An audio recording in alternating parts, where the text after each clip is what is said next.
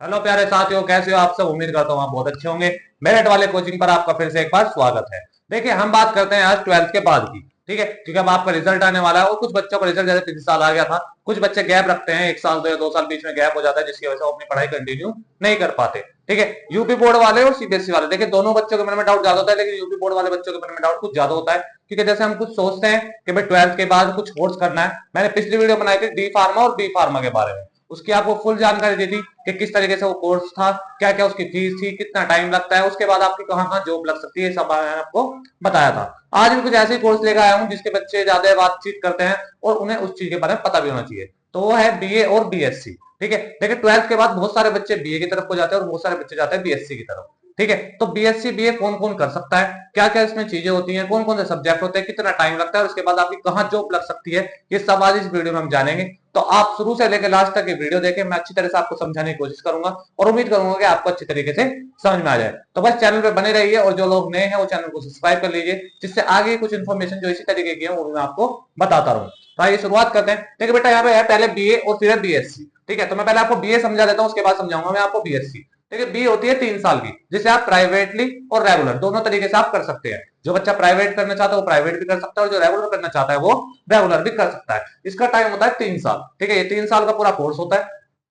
इसकी फीस के बारे में बात आती है तो 15 से 20 हजार रुपए इसकी पूरी फीस होती है। पूरे यानी 3 साल आपका पूरा कोर्स हो जाएगा, इतनी फीस होती है 3 साल के बीच में। ठीक है, यानी 15 से 20 हजार रुपए में आपको पूरा कोर्स हो जाएगा।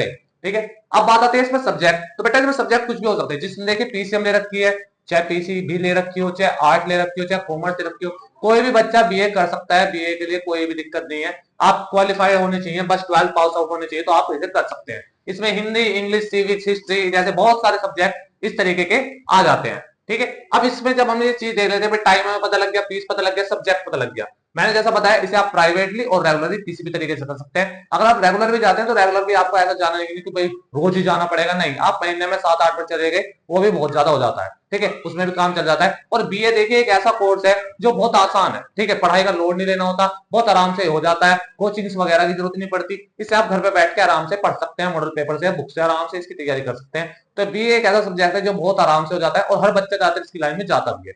अब आप आपने बीए तो कर ली, अब बीए के फायदे क्या क्या है, यानी कि आपकी जॉब, ये जो आपकी जॉब है, क्योंकि बच्चे करते इसीलिए है। ठीक है, तो जॉब करने के लिए आप मतलब इसमें जॉब आपकी कहां कहां लग सकती है, मैं आपको ये बताता हूँ।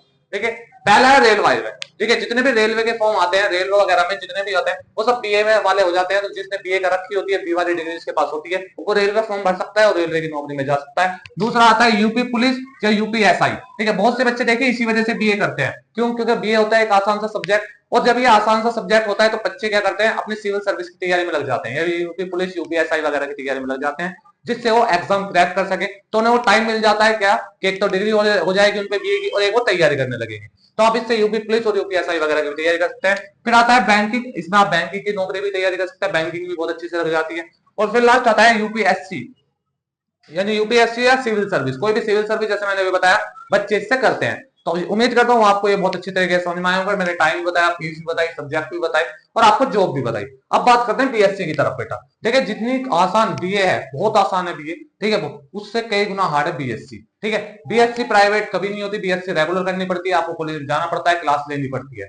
अब इसमें भी टाइम कितना, इसमें बेटा 3 साल का टाइम है, लेकिन बीएससी एक बहुत बड़ी डिग्री है। ठीक है, और बीएससी पीसीबी वाले भी करते हैं, यानी बीएससी नर्सिंग जिसे हम बोलते हैं, बीएससी नर्सिंग भी हो सकती है। ठीक है, जो बच्चे करते हैं 12th पास आउट, लड़कियां भी करते हैं, लड़के भी करते हैं। ठीक है, तो ये होता है, टाइम होता है 3 साल। इसकी फीस भी होती है 25 से 30 हजार, इसकी फीस भी कुछ ऐसी होती है, पर थोड़ी बढ़ जाती है, इसमें भी 15 से 20 हजार, 125 से 30 हजार है। ठीक है, तो इसकी फीस बढ़ जाती है, जिसमें आप ये 3 साल अपने कवर कर सकते हो।